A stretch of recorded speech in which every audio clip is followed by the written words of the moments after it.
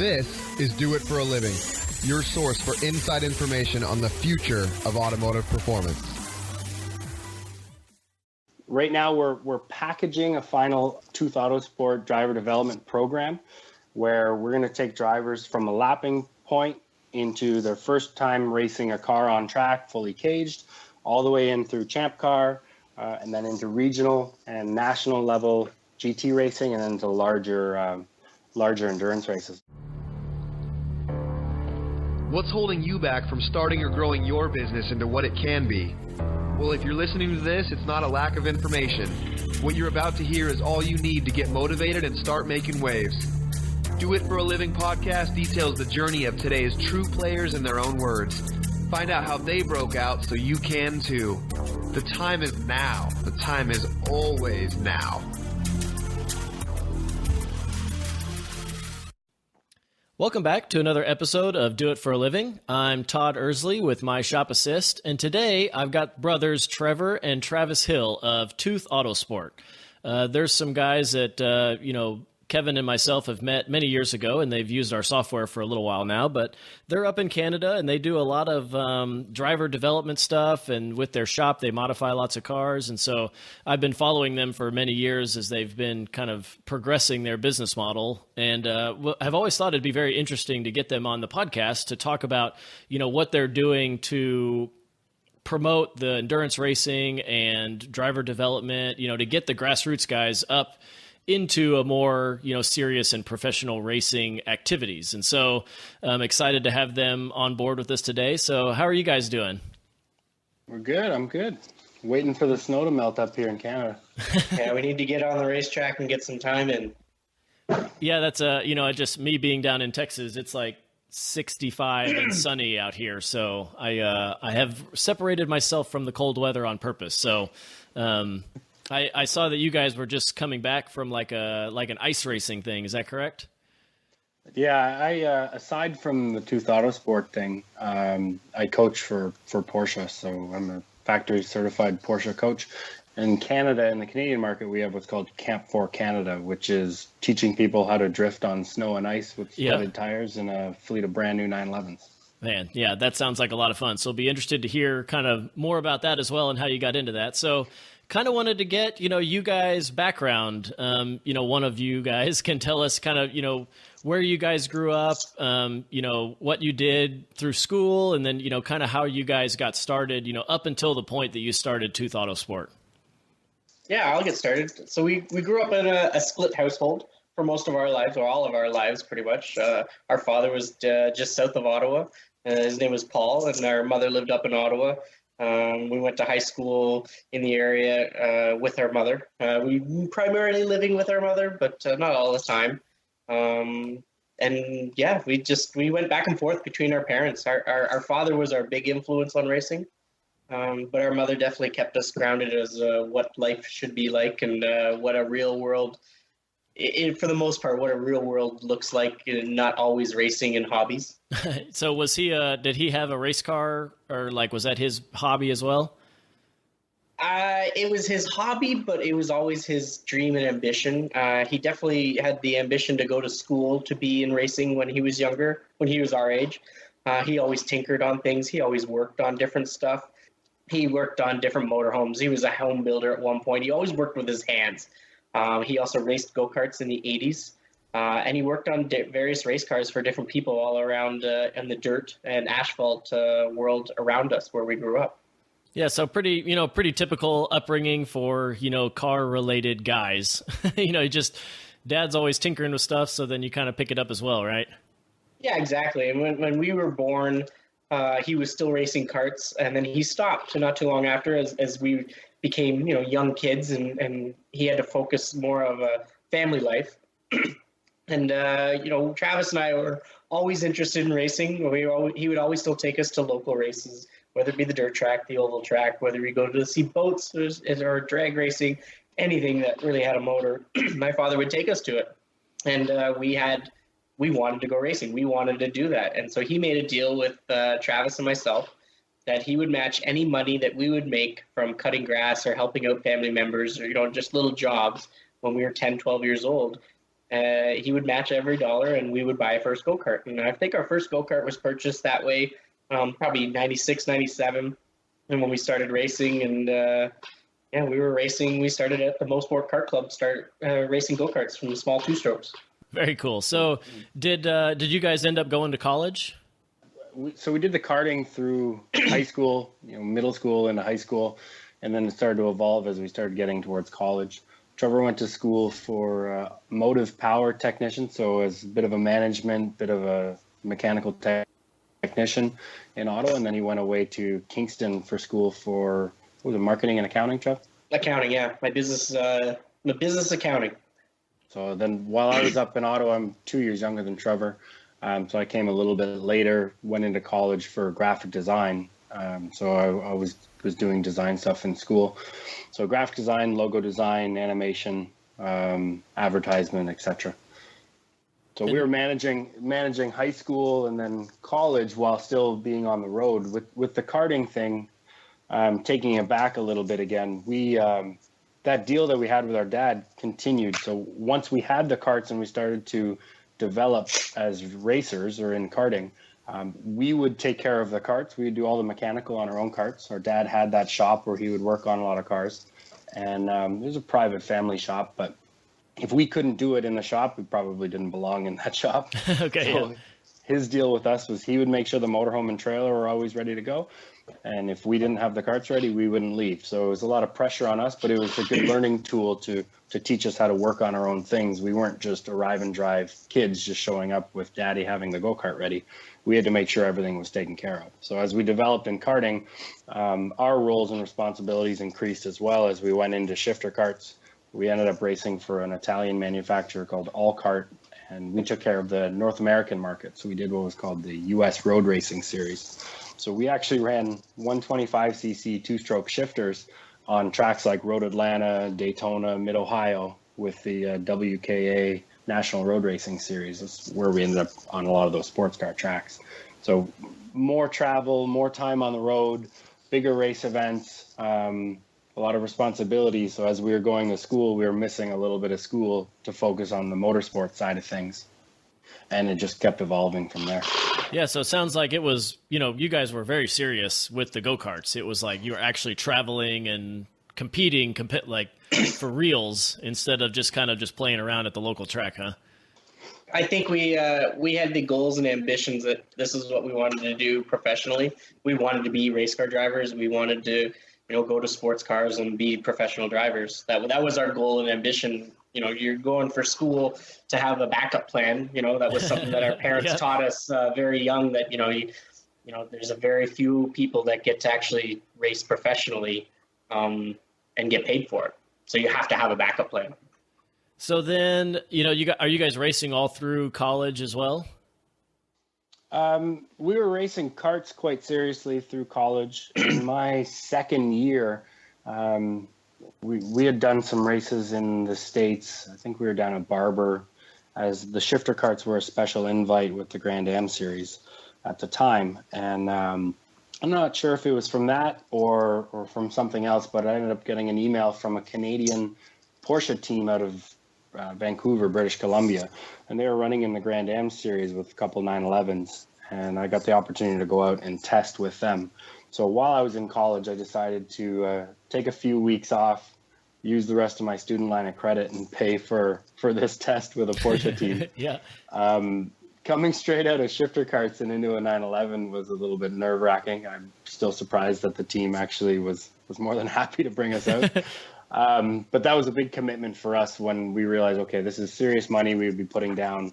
I would use, which was really my tuition, to pay to go race some cars and see how it would go. So there was a bit of a family meeting when we decided that. And once we did it, if it was going to be successful, then we would know and we could start to put our heads down and focus on that direction. So once we did do that, I decided I had learned everything that I wanted from the graphic design in my program. It moved on to multimedia and more web-based development, which I wasn't as interested in. I liked the print media and the logos, the tangible things. So I was finished with school at that point. I used my money. I wanted to go race some cars and invest in myself. So we started focusing on that, and that was the end of my college, and Trevor stayed in school away from home while I started focusing on that motorsport career.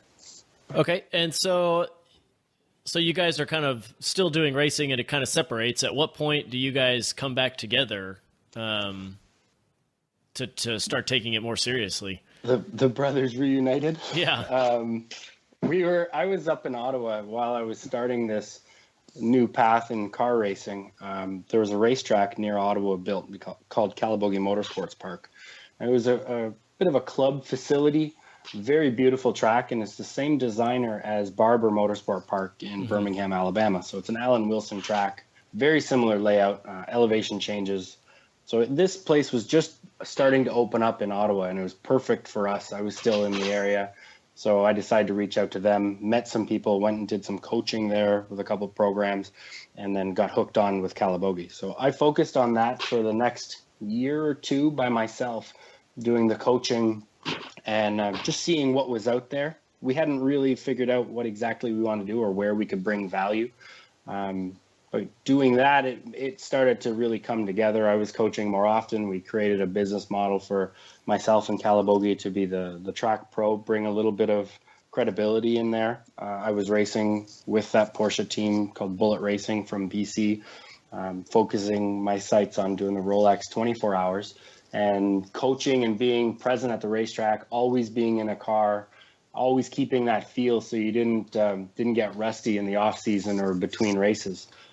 So as that started to develop, we had a need at the racetrack. We had a fleet of Mustang track cars that we rented out, and we had a need to bring in an in-house mechanic. And when that came up, we knew Trevor was only a couple hours away and was likely looking to jump back into motorsport more seriously. So we were able to bring Trevor up as the racetrack's shop mechanic or main mechanic, and started growing from there. So Trevor would take care of the mechanical side. I still took care of the racing and the coaching side, and then gradually started to build our business, which eventually became TWOth Autosport.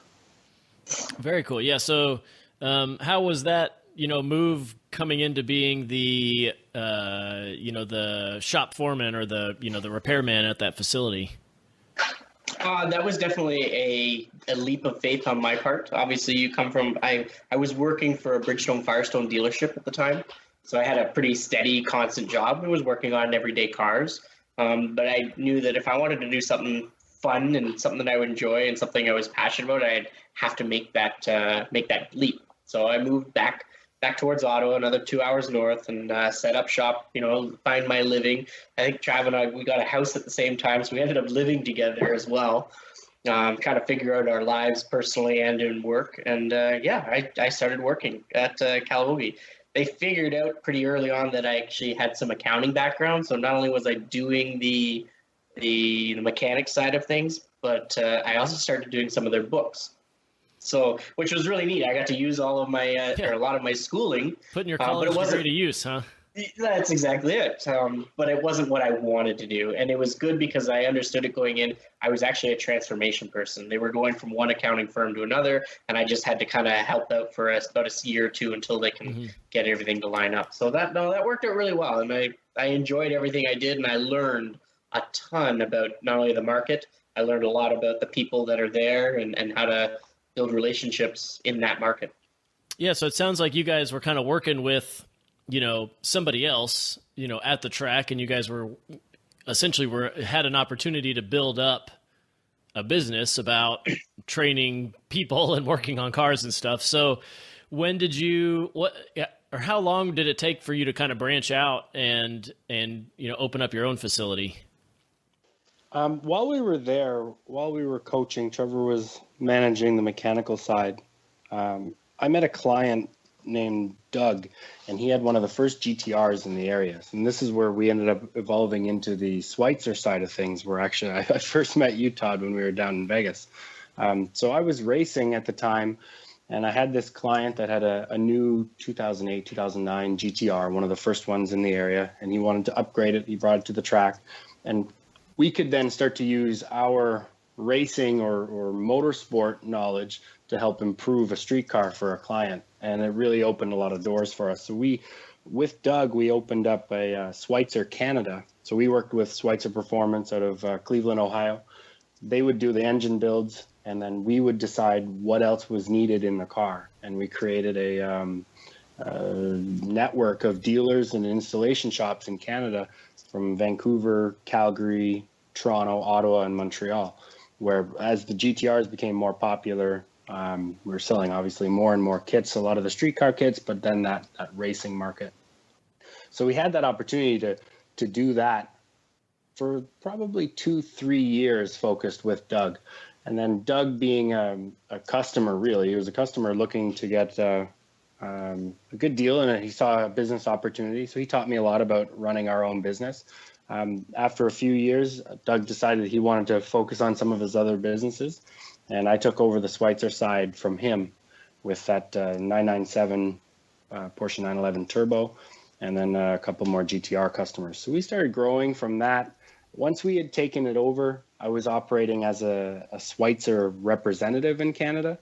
And we realized between that and as we started to develop more track clients that it was more of a need just for liability and structuring everything properly, that, okay, we needed a brand, we needed to identify ourselves, we needed a focus and start putting it together. So that's really where the whole TWOth Autosport concept started working together, where Trevor bringing his motorsport mechanical side, and then myself as a driver and as starting to become a more well-known coach and driver.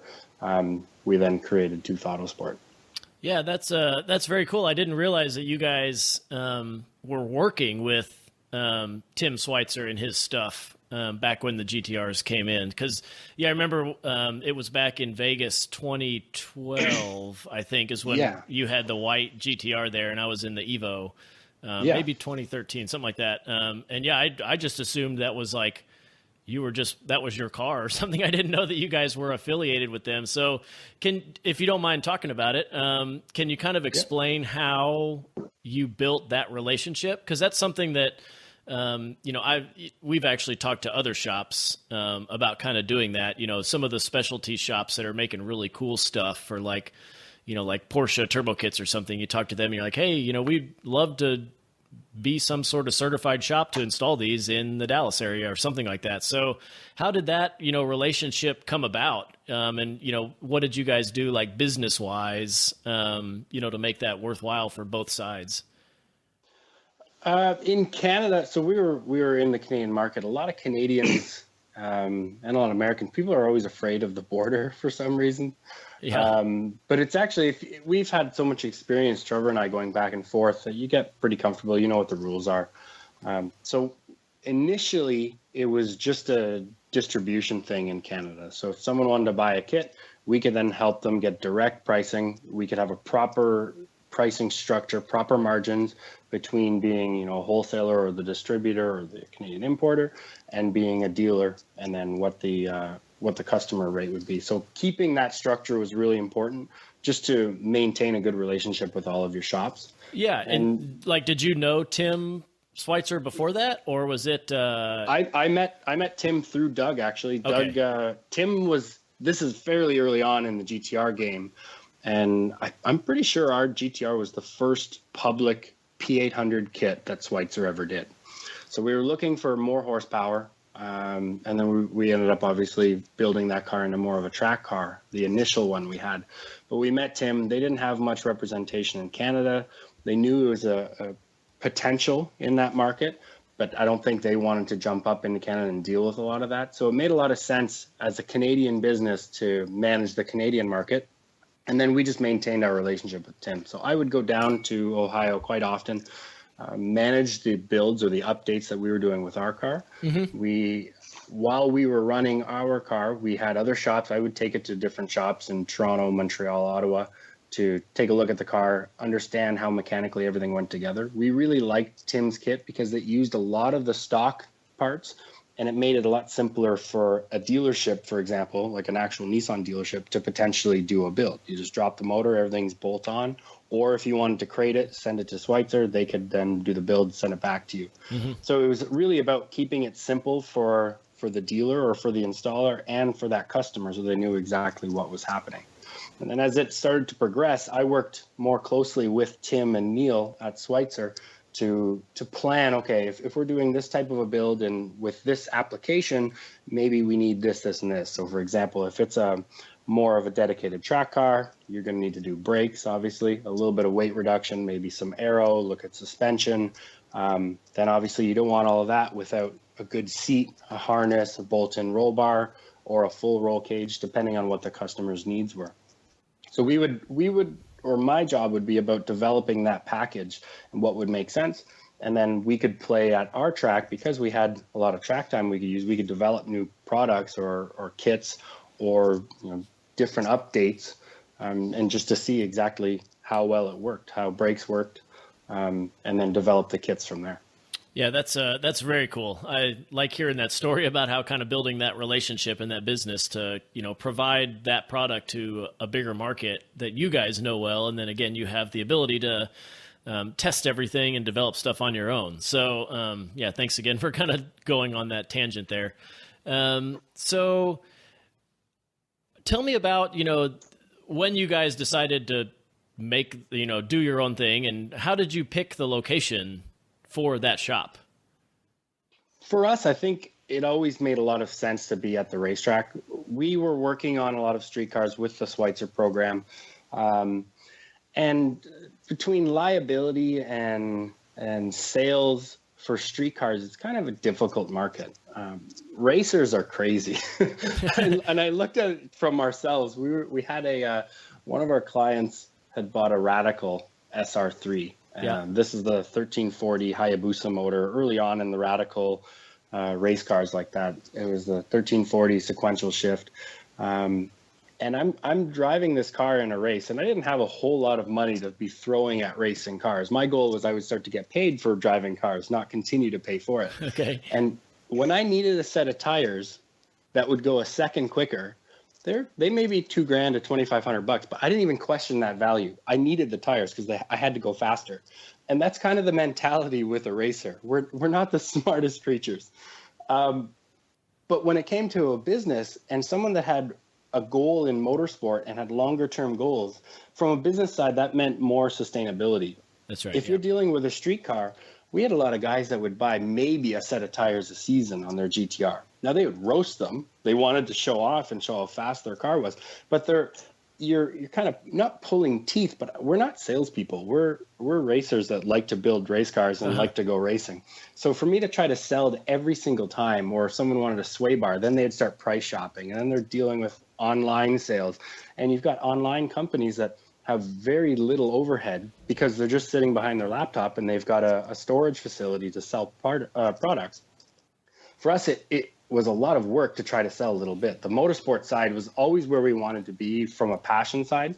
And as our clientele started to build and understand the value we could bring them, then it got more serious and, okay, let's focus on racing. Because racers, if they have a goal for 2, 3, 4, 5 years down the line, we need to build those building blocks. And you're going to go through a couple sets of tires. You're going to go through sets of brakes. It's not the cheapest sport. But with the proper plan and putting it together that way, we were able to achieve the results we wanted to achieve and get those results for our customers as well, whether they were just racing on their own and wanted to do more racing, or whether they wanted to learn. Taking that factor out of it and just being in motorsport allowed us to get those results, and it ended up proving to be a much more sustainable business model for us. So did you like focus in on certain vehicles, or were you guys just kind of working on whatever anybody wanted to race? I think like most businesses, it starts where you're trying to grab anything you'd like. As certain other programs started to come around, so we've got our shop based at Calabogie. We set up that shop there on purpose. We wanted to be next to the customers. We wanted to be able to get the cars out on track. Calabogie is still growing at this time, so we were building new buildings almost every year. So there was more garage space to rent, places to store cars. Customers were storing their cars up there already. So to be there and just have to push a car over into our bay made a lot of sense for a lot of our customers. As we went, you started to see the structure coming together. We didn't know exactly what our niche was going to look like. We loved sports car racing. We loved endurance racing, and it naturally started to go that way. But it wasn't really until the Champ Car, or what was called Chump Car at the time. They just changed the name to Champ Car.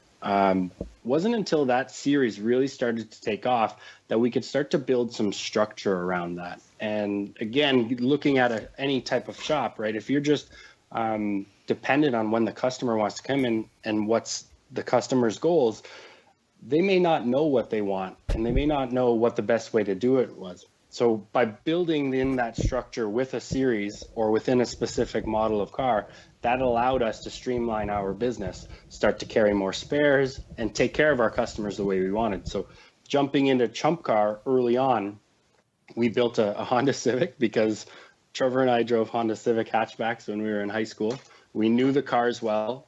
They represented a philosophy that we liked as well, which was maybe not the most horsepower, but lightweight, make the car rotate, make the car do what it needs to do, and then focus on the racing side of the strategy, the racecraft, and go from there. So that's kind of the fundamentals that started a lot of our TWOth Autosport racing campaigns and our driver development programs, was actually in Chump Car and building it from there.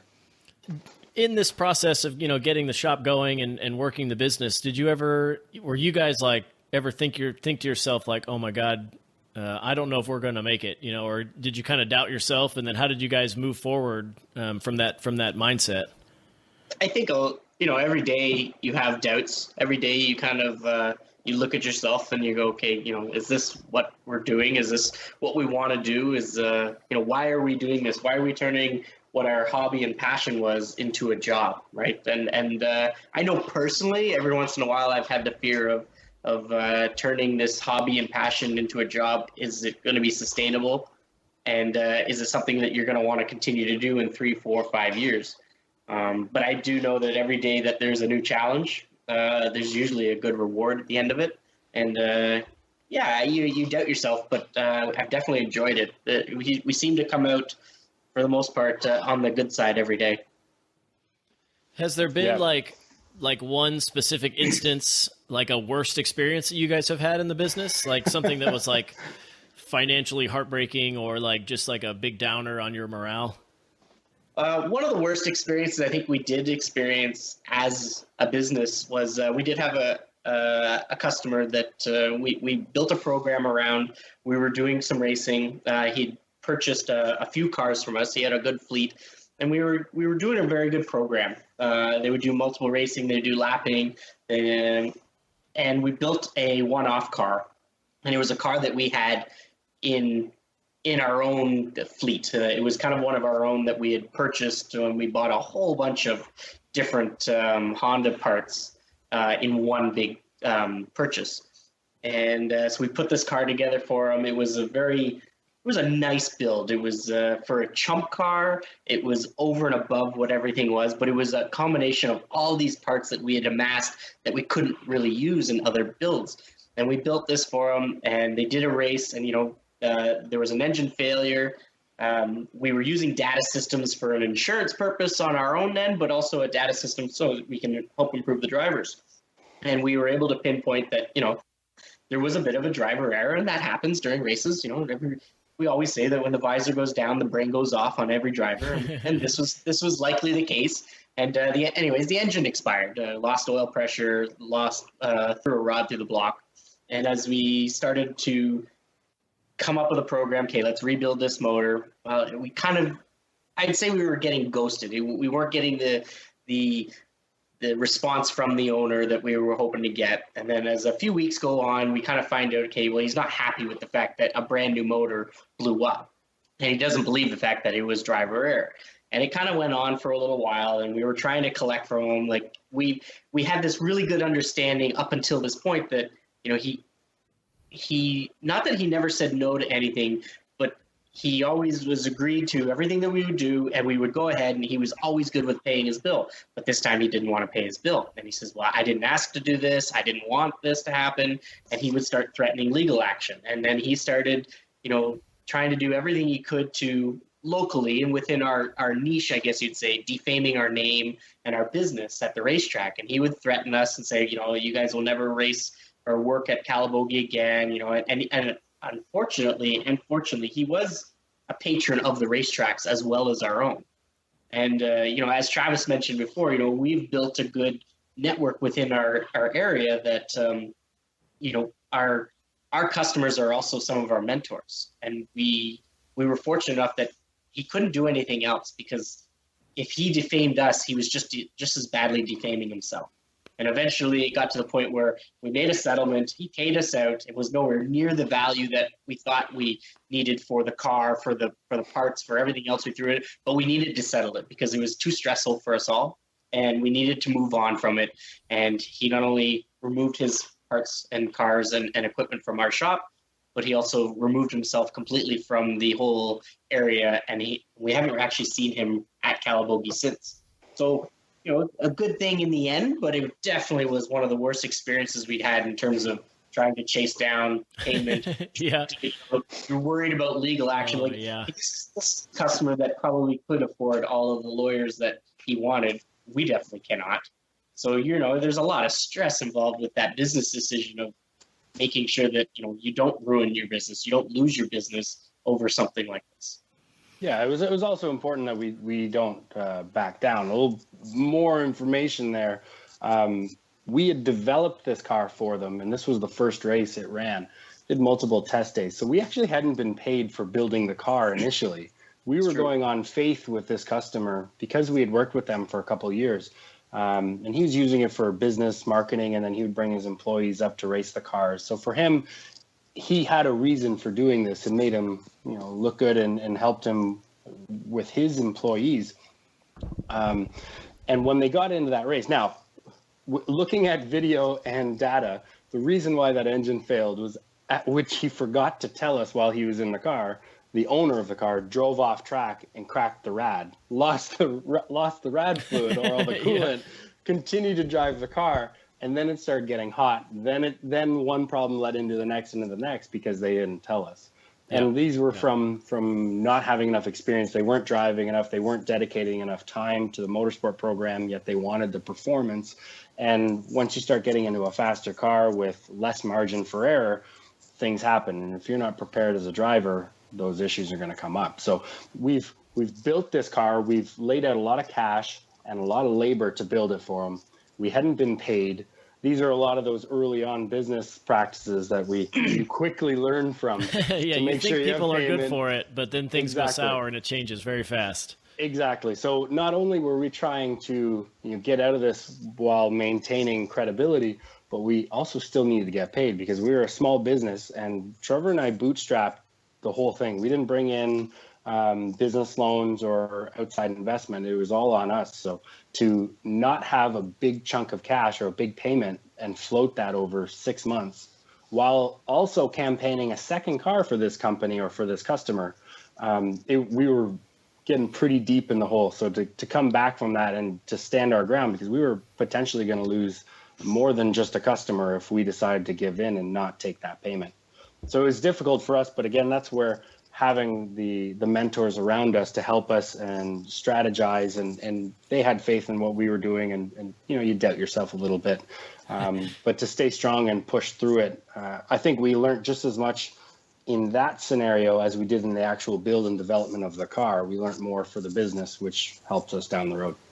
Yeah, that's great to hear. Yeah, it's a very common story to have those relationships go sour and that it go bad real fast. But it's good that you guys had sounds like a good support structure and some mentoring and coaching on how to get through that. And sounds like you came out ahead. So, on that note, let's take a real quick break and then we'll be right back. We all know owning a shop is difficult, so we created My Shop Assist to help you manage the various jobs. Whether you run a machine shop, a performance tuning shop, build off-road trucks, or even do powder coating, My Shop Assist can help you. It is completely online and will help you schedule the jobs, log time on each task, track parts orders, and take pictures of the work. You can even export your jobs from My Shop Assist into QuickBooks as invoices. So if you're interested to improve operations at your shop, check out myshopassist.com to start your 30-day free trial. Okay, we're back with Trevor and Travis Hill, TWOth Autosport. And so if you guys, we've talked about the business, but I want to hear kind of the details about it. So like, how many employees do you have, in the space? Do you rent it or own it? How big is the facility? So kind of give us the nitty gritty of what the actual business entails right now. Currently, we are at 4 employees, if you include Travis and myself as employees. 4 full-time. Yeah, 4 full-time. We do have some guys that fly in or arrive for race weekends, extra support. Yeah. If we're running 3-4 cars at some races, some endurance races now, we have a pretty big team size. Sometimes our crew matches the size of our drivers. But part of that endurance racing mentality or philosophy that we have is you require guys, and in the race shop you want to keep it simple and concise and efficient. So our full-time guys, it's been fluctuating between 2 and 4 full-time guys aside from Trevor and I. And then when we drop down, depending on everyone's lives and schedules and business, we'll jump into the shop and do more work in the shop now. As every business kind of evolves, you find your niche and where your special ability or what your unique ability value add to the business is, and then you kind of tend to focus on that. And so what are the roles of the 4 people there? We have 2 techs. One is a very good fabricator. He comes from a background of composites, fiberglass, carbon fiber. So he's been a very good little fabricator and working on some items. We have 2 techs, if you include myself. We do all the engine overhauls. We'll do all of the car preps, alignment scaling. We have a shop hand, part-time. I do some of the management in terms of using my shop assist, going through QuickBooks, going through different things that we need to do. And then Travis focuses a lot on customer relations, sales, and marketing. Very cool. And so how big is the space that you guys are in? Right now, we're operating, just the shop itself is a couple thousand square feet. Then we have shipping containers right now to deal with the growth. We're actually in the middle of a bit of a transition now, a big growth period. We've picked up a new 50-foot high-tech liftgate transporter. And there's actually a new shop being built at Calabogie that this summer we're expected to jump into a newer 4,000 square foot shop where we can organize it a little bit better, a bit more car storage.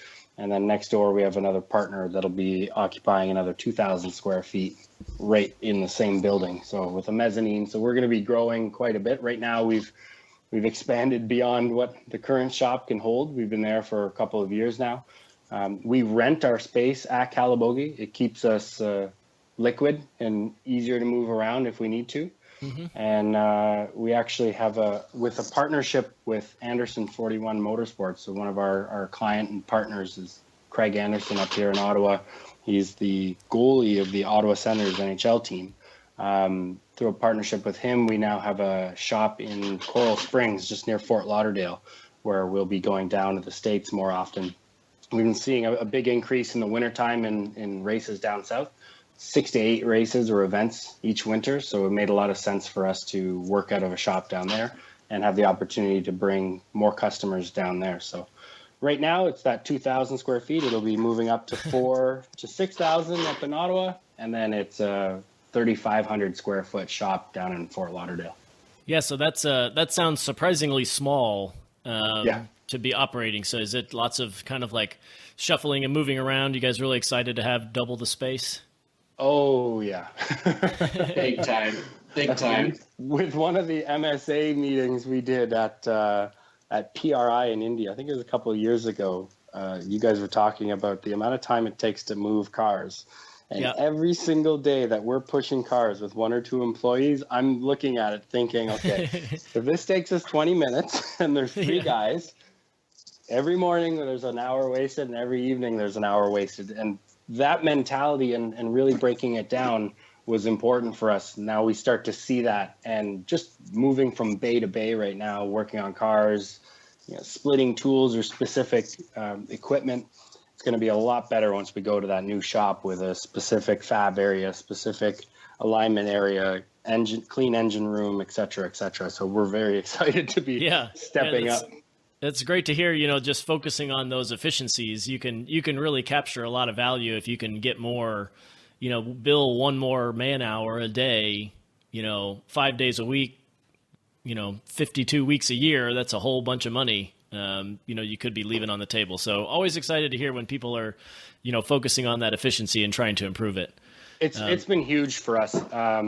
That, and as you mentioned, it's a potential income, right? If you're giving that aside or giving it away, you're giving money away.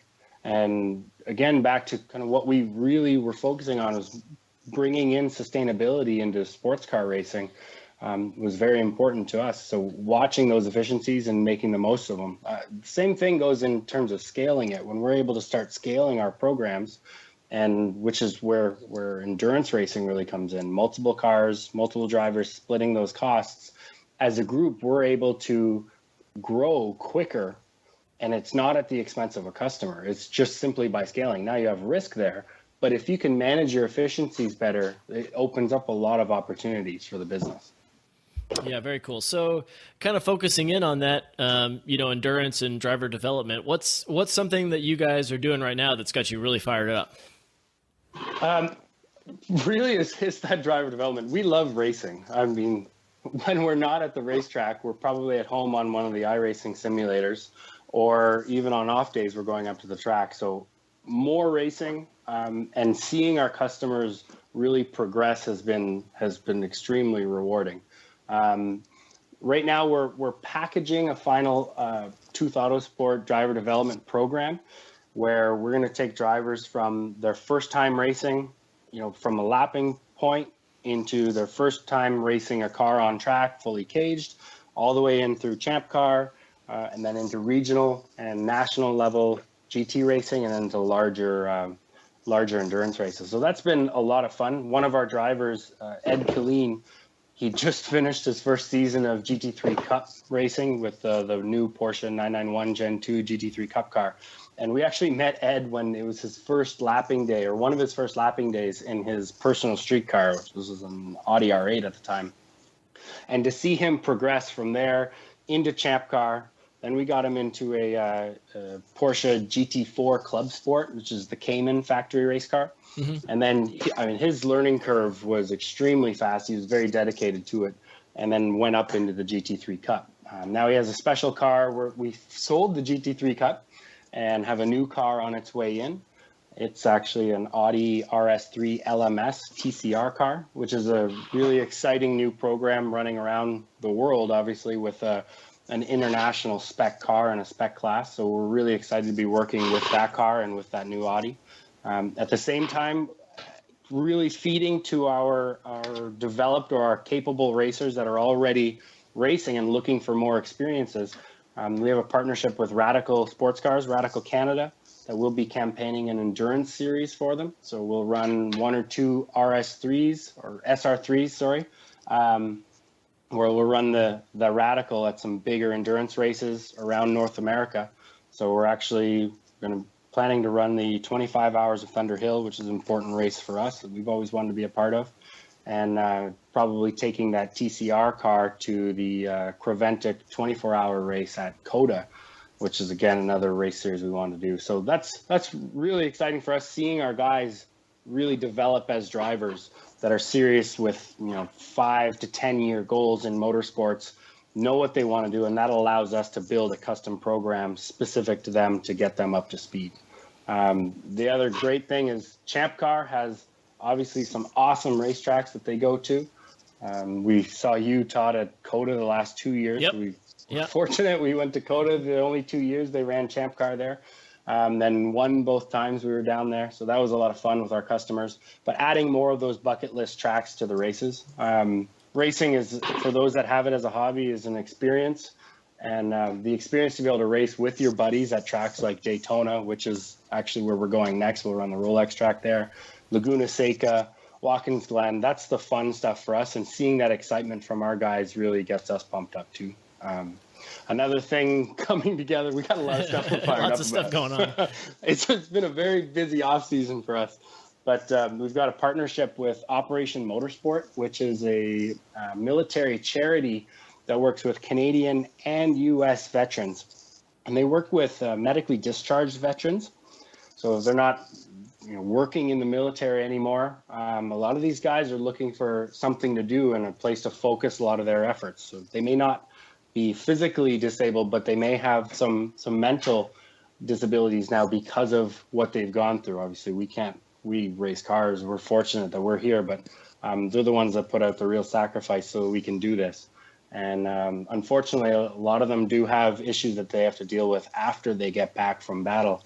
And for us to give them a place to potentially get a job or look at continuing their life and creating a new career in motorsports is pretty neat for us. So that partnership with Operation Motorsport, we were at the Rolex 24 Hours. We had a guy, one of our guys, Dwayne, was with Corvette Racing. Another guy, John, was with Paul Miller Racing, one of the Lamborghini teams for the Rolex 24 Hour. And part of that program is getting guys coming into motorsport and understanding what opportunities are out there, not just as a tech, but maybe as a truck driver, maybe hospitality, PR, marketing, media, photography, you name it.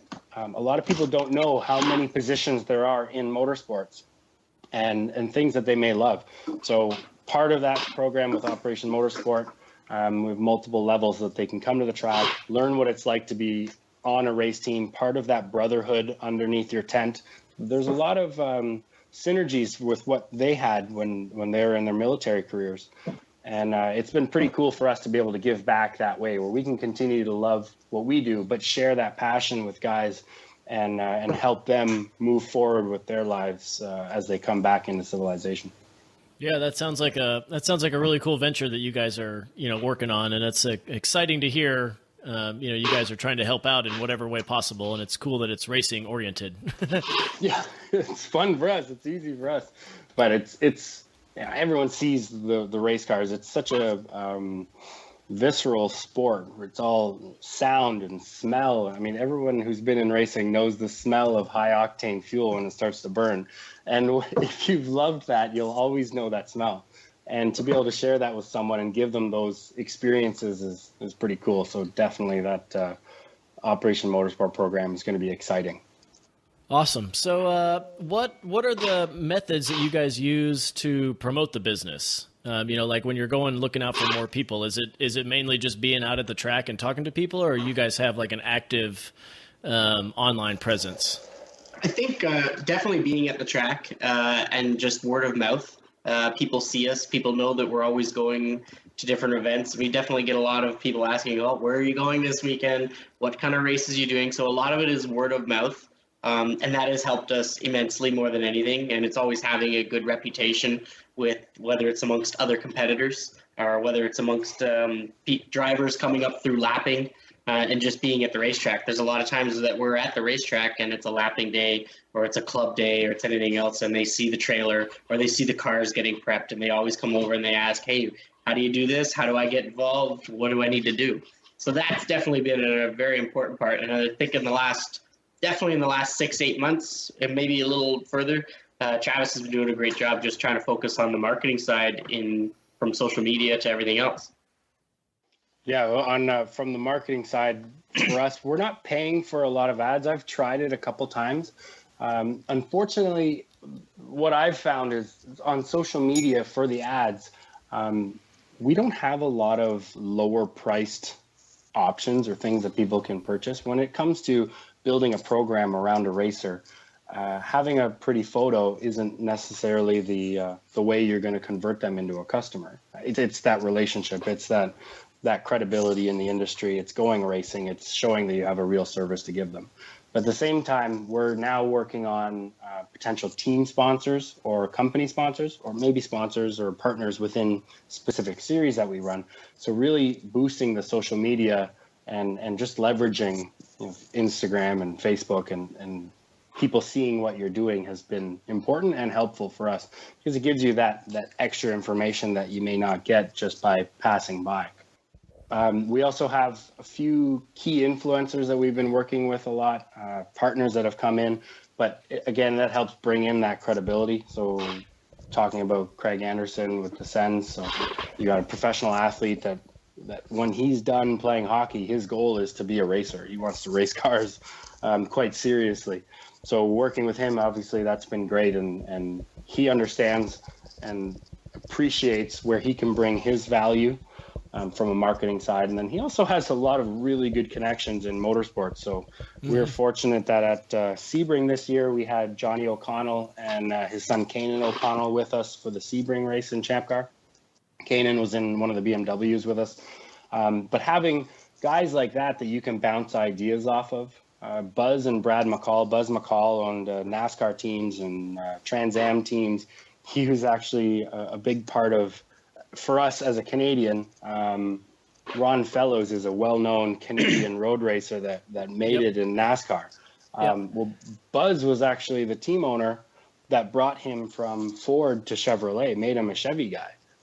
For us, that's a big thing. And then to have Buzz and his son Brad racing with us, and you can get ideas from them and ask them about processes and efficiencies. And that's a dream for us to see the guys that we have now that are jumping into the race cars with us.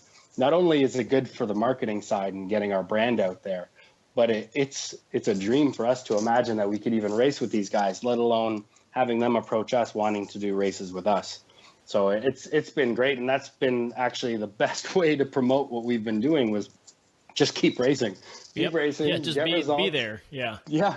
And now again, as we continue to grow, we're going to put a bigger focus on social media. We're looking to hire someone to come to our races, to do video footage, to do more photography, just because as we've been growing, we haven't been able to do it ourselves, and we start to notice where we're missing out on, or what we're missing out on. So that'll be the next big step for us. So like how many hours do you think you guys are each working a week? Working and thinking about it sometimes are two different things. Yeah. I would have to say that and Travis is probably in the same boat. We probably spend almost every waking moment thinking about it. What else can we do? Where can we go? What can we look at? Products, services, anything that we can change to make it better. Working actually in the shop. I'm in the shop more often than Travis is. I'm probably there safely anywhere from 40 to 80 hours a week. It depends on what's coming and what's going. It depends on how busy it is. But then again, like I said, once I get home, I'm always on my computer. I'm always looking at things. I've got a very caring girlfriend that loves what we do, but she's like, are you on racing stuff again? Yeah. Always. Everything, as much as this is our business, it's still a passion. And I don't think we will ever lose that, which is a great thing. It's nice that they understand, like, this is not a job. This is a lifestyle that I have chosen, and there's, sacrifice had to be made with that. So yeah, that's good to hear. Fortunately, you bring someone in that understands. Calabogie for us, it's an hour outside of the city, so it's an hour from our homes. But fortunately, our mom and our stepdad were looking for a cottage at one point, so we made a deal. And we now have a cottage right across the street from the racetrack. So if we ever need a place to crash or somewhere where the girls can hang out while we're working on the race cars, It's nice to have that little piece of property and some comfortable beds there to stay in. Nice. Yeah, that's good to hear. So, I mean, you guys are obviously still growing, but, are you at the point now where, the pay actually justifies the time spent? Or is it still like you're still trying to, hustle and make the grind to make it all worth it? Does the monetary pay justify it? I have to say at this point, no. But again, it comes back to, I think I'm always glad and happy it's still a passion, and it makes ends meet. Yeah, you can feed yourself and you're having a good time. Yeah, the other part too right now is we're dealing with a big growth period. As mentioned, we hadn't taken out any loans to get to where we were. So a lot of that money coming back in was really quickly being reinvested to continue to grow or to work on those efficiencies. And at the point we're at now, picking up the new transporter or potential second shop, growing the current shop, bringing in more people, you're always dealing with more expenses. The more revenue you start to bring in, the more expenses you have. So you want to do a better job and you want to give a better product to your customers. So the money doesn't, if we wanted just to take the money, you could, but it wouldn't be quite as rewarding. We have just as much fun, keeping it going back within the business. So we've been running this long. The money is making sense. It's just the money hasn't hit our pockets yet. The money's going back into the shop all the time and into more equipment. So it's okay. It's fine. As long as bills are being paid and we're taking care of ourselves, everything else continues to grow. Again, I at the same time, I do the Porsche coaching, which helps a little bit, brings in some extra cash, fortunately for me, and then I use it a little bit as a credibility and marketing for the business as well. Yep. So that helps and balances things out too. But I think Travis and I also have, we're both very fortunate to have very supportive girlfriends and long-term life partners that they also have their own businesses. They do their own thing, so they get it. They understand that part, but they're also very supportive in what we do. They know it's a job, but they know it's our passion. So we have that background. We have that fallback in short-term stuff. But we're very fortunate with what we have. Yeah, that's great to hear. So, wanted to see kind of like what's something that you guys are still kind of struggling with, within the business, and what are you doing to improve on that? I would say, from my standpoint, specifically in the shop, time management with employees, keeping them on track, keeping them occupied and working on cars. We just today we had actually a team meeting with the guys to go over, short-term and long-term plans and what we had in mind. But, keeping, as we explained to them, this is not like a general mechanics or a dealership where you can track every hour and you can track, or not that you can track every hour, but you're monitoring every hour and everything coming in and out, and you could be a lot more efficient on certain things. So we've had to be a little more creative in how we do things. So like I said, a lot of the struggles we have sometimes is time management, keeping guys on track, keeping guys working on things. It's very easy for us to look at race cars and look at different things and chat about it and kind of have a discussion and kind of about everything that we could do and look at, but then work doesn't get done. So like I said, time management's one. Cash flow sometimes on long-term projects. That's one that we always we like to use our resources and mentors to have different ideas and how to continue that. And keeping up with an image that we want to portray. We want to portray the image of we are a professional race team. We're a shop. We do services, and keeping that image so that anybody that does come by that doesn't maybe know us knows that we mean business. We're not here for the short haul. We're here for the long haul. We're here every year. We're back doing the exact same thing, and we're still growing. Yeah.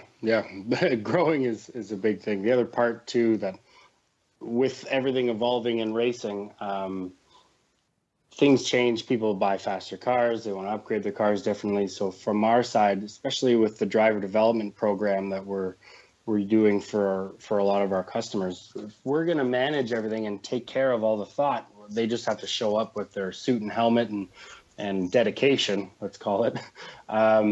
We have to then think about what cars do we want to invest in, what series is going to get us the best bang for the buck, managing schedules. And right now, the Excel spreadsheet we have going to manage every single race weekend this season, yep. plus 15 to 20 customers, 10 plus cars, all running in different series. Now with the transport, you want to run 2 to 4 cars in the hauler just to cover the costs on the hauler.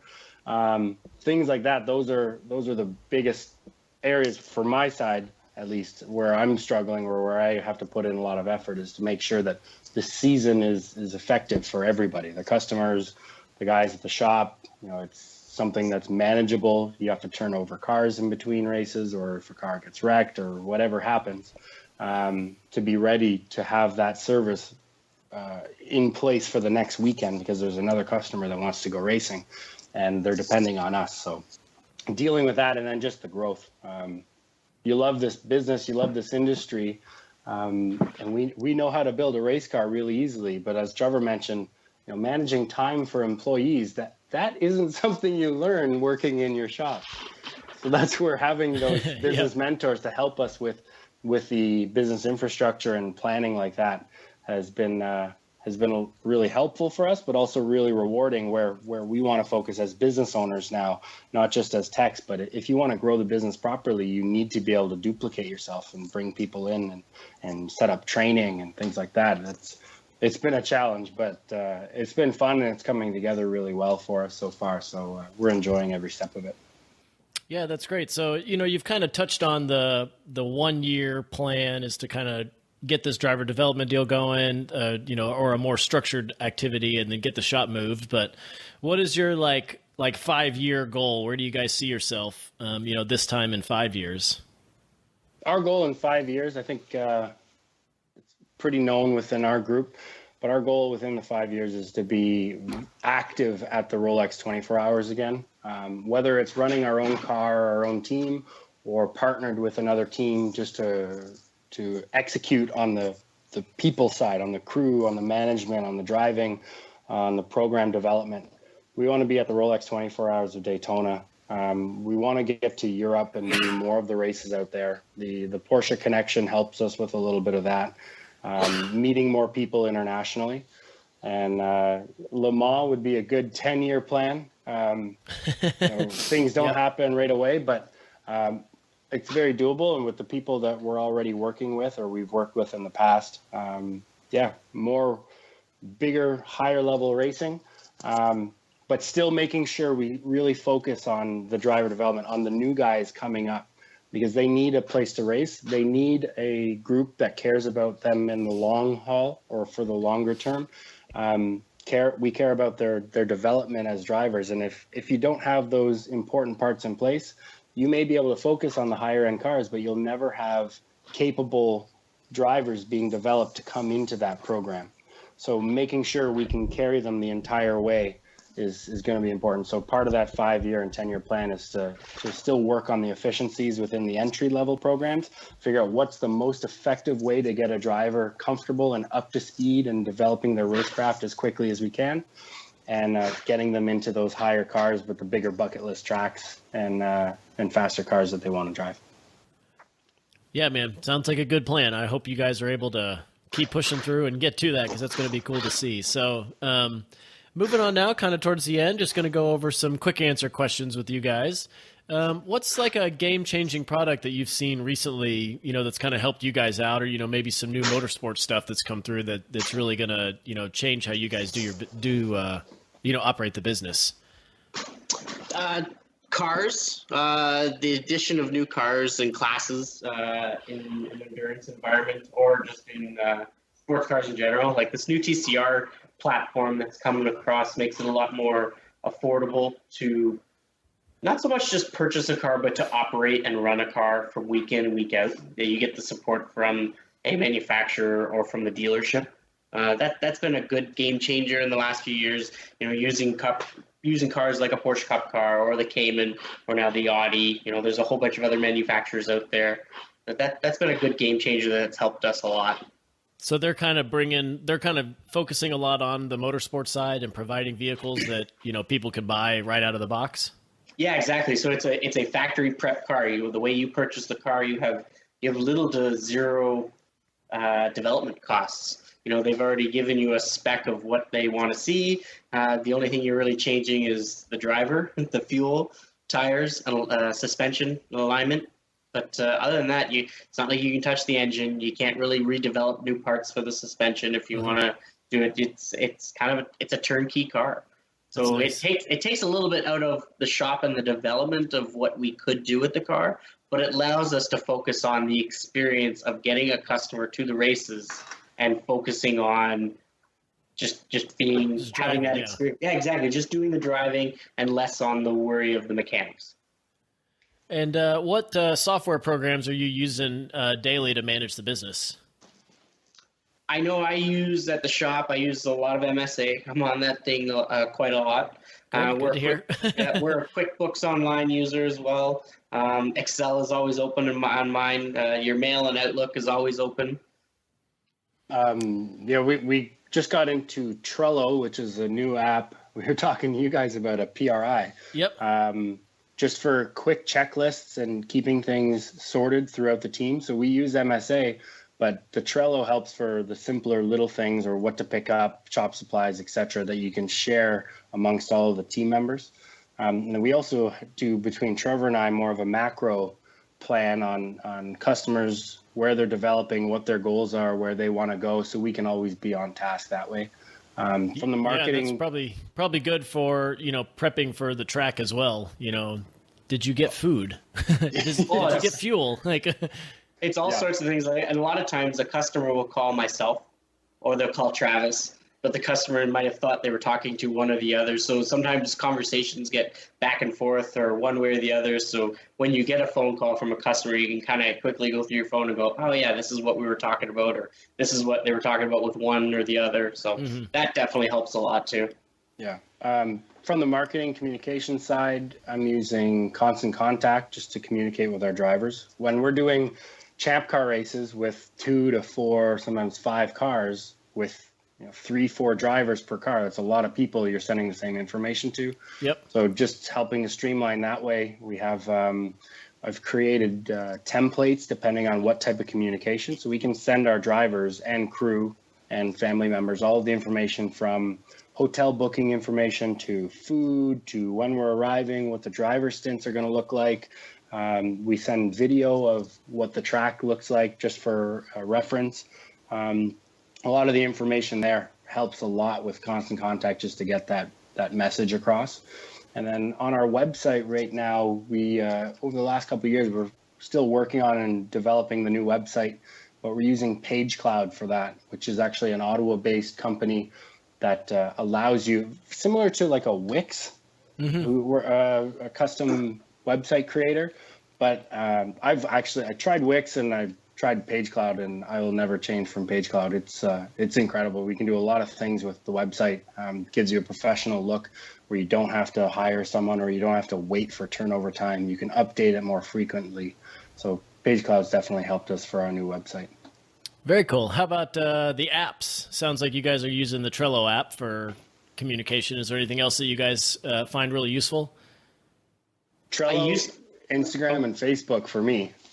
I used to use an app, actually, I heard on this podcast called iMargin, but unfortunately, iMargin doesn't work anymore on the new updates. They haven't updated it. Bummer. No, they haven't, but I used to use that almost daily with parts coming in and everything else. But yeah, I would say Trello, a little bit of Facebook. I try to stay away from social media as much as I can, but it's a really good time waster. Is there any like telemetry apps that you guys are looking for, like real-time data for the drivers? I do. Well, we use Race Monitor when we're at the races, and that usually tracks timing and scoring.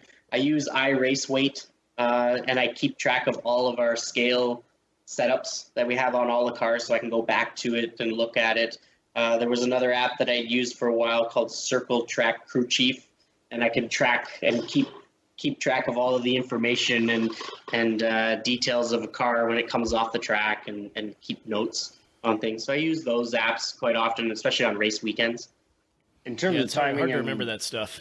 Yeah. In terms of telemetry and everything, we use AIMS. So AIM, MXL, MXG, Pista.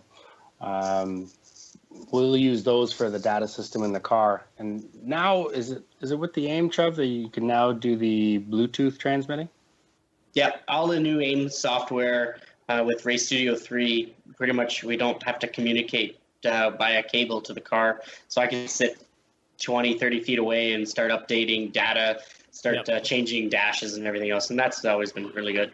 Yeah, I've been kind of watching some of that stuff. There's one manufacturer that I'm looking to interview that does like the real-time telemetry data, but on like not a Motec level price tag. So, like that's something that I think is going to be really cool for the stuff like you guys are doing, where you can, getting the lap times is nice, but it's better to see if you can see like actual car data. Yeah. And you're communicating with the driver, like, oh my gosh, your water temps are skyrocketing. You need to pull over or something like that, if they're not paying attention. Yeah, we've been trying to do a live telemetry system, trying to figure out which one works better. The problem with us right now is that as Canadians, it's extremely expensive to buy cellular data in the States and use it and transmit it. And especially when all of our races are endurance formats, our shortest event typically is a 7-hour race. So you're 7 hours of data going up to the cloud and back. So it comes on it kind of gets a little expensive every once in a while, but we're still trying to pursue it, still trying to see what we can do, because that's exactly it. When you have a driver development program, you have to be the eyes and ears of the car as well as the driver, because the driver doesn't always have the bandwidth to be able to monitor the car as well as himself. So if you're on the radio with him and you're saying, hey, watch your water temperatures that start to get warm, or, you've got an engine issue that's starting to develop, you might want to back it down, or you should be out of fuel, things like that. That's definitely a telemetry system is something that we've always been looking at to see what we can find. And then what are each one of you guys driving daily that's not a race car? I drive a Subaru RS wagon on 05, so it's perfect in the wintertime. It's a great, fun little snow machine. Is that an NA? Is that an NA yes. car? Okay. Yes, it is an NA car. Unfortunately, I used to have a WRX wagon. I love that thing, but I drove it into the ground. I put too many miles on it over the years, driving back and forth to the racetrack. And I had a Ford Excursion that we used to use to pull the race trailer. I've since we've moved up to the Transport, which I think that's probably the coolest street car we have now, is that we get to roll around in a Transport truck. But sold the Excursion. Now I drive an Acura RDX SUV. Those are nice. Looking to jump into a Porsche Macan soon. Working on a marketing program that we could do with the Macan. Between the events, I'm fortunate that we get to play with some nice Porsches every once in a while with the Porsche Sport Driving School we have here. So it takes away from what you need from the street. On the street, we just want a dependable, fuel-efficient, comfortable car to get around. Just something that works. Yeah, you go through that age where you want all the toys, and we had a lot of GTRs to choose from for a little while to drive and develop and test things. And you're always stressed about where you parked it and how quickly you're going on the street, watching for police, et cetera, and you get to the point where all that fun happens on the racetrack, and just keep life simple on the street. I always found, though, driving those other cars that were totally noticeable.